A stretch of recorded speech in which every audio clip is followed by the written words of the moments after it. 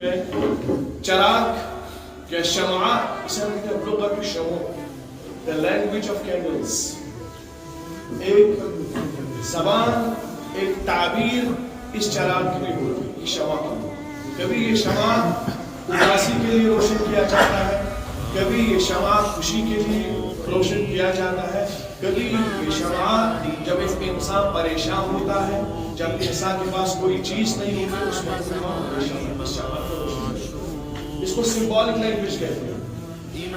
ज़बान रमज़ी है ये शमा रोशन करना। जब एक 15 शाबान को निकलता है एक शख्स उस अंधेरे में कब्रिस्तान में जाता है। ये कब्रिस्तान का मतलब क्या है? कब्रिस्तान यानी न यहाँ पे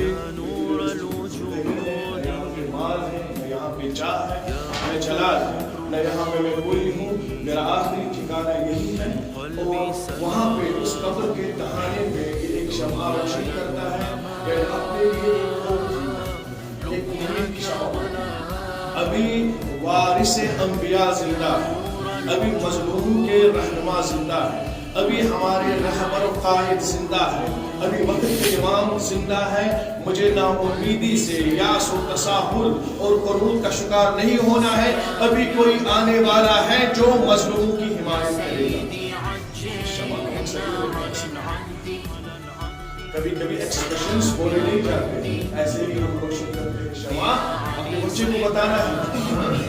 जब आप 15 शाबान को शमा जलाओगे, अपने बच्चे को उनके साथ चलो, उनके साथ बैठो, उन्हें बताओ कि हम इस शमा को क्यों रोशन करें, इस शमा के पीछे क्या मकसद है हमारा। ये उस उम्मीद की शमा है, ये गारंटी है कि एक लास्ट सेवियर मुझे बरहक इमाम ज़मा सल्लल्लाहु अलैहि आने वाले हैं। ये उसकी गारंटी है।